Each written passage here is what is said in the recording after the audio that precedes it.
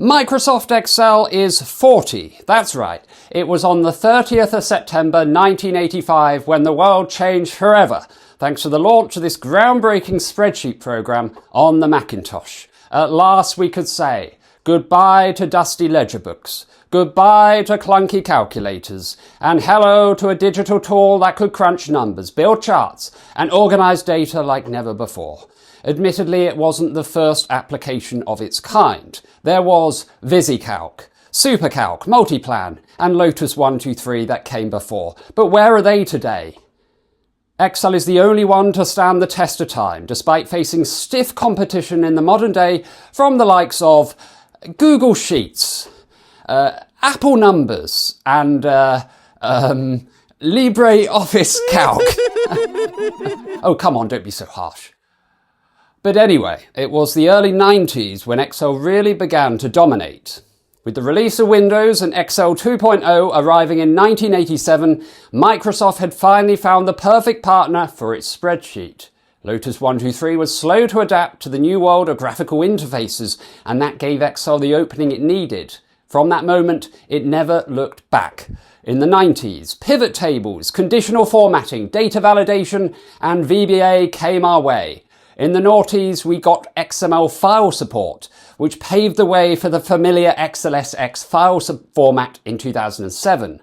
Indeed, Excel 2007 was a real milestone, as it brought a fresh interface called the ribbon, replacing the aging toolbar and menu bar we had become accustomed to in so many programs. It also gave us a far bigger grid to work on. It gave us tables, which many people still aren't using 18 years later, although you can say that about a few things, to be fair. Anyway, I digress. The 2010s took Excel to another level. Sparklines let us tell stories with tiny charts right inside a single cell. There was Power Query, letting you pull in data from almost anywhere to clean it, shape it, and refresh it with a single click. Alongside it, Power Pivot and the data model gave Excel the muscle to handle millions of rows with ease. Then came the 2020s and changes began to come thick and fast. With perpetual versions consigned to the gutter, Excel for Microsoft 365 became a must-have. The new calculation engine burst onto the scene, completely revolutionising the way we write formulas. No longer did we need tens, hundreds or thousands of formulas to get the job done. Dynamic arrays suddenly let us do a hell of a lot with just a single one. This coincided with the rollout of new functions almost monthly. We had XLOOKUP, filter, sort, unique, sequence, round array, let, lambda. Goodness me, do you want me to keep going? Text split, VStack, choose calls, map, reduce, group by, pivot by. I'll stop there.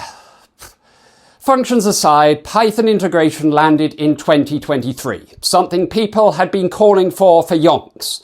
And in 2024, AI and Copilot took centre stage. For the first time, Excel wasn't just reacting to our input, it was suggesting, explaining, and even building formulas and charts for us. Copilot is the modern-day Clippy, albeit far more helpful. And although it's still finding its feet, make no mistake, it's going to shape the next era of Excel. So for the naysayers, for the doommongers, and for the Excel is dead brigade, here's to another 40 years.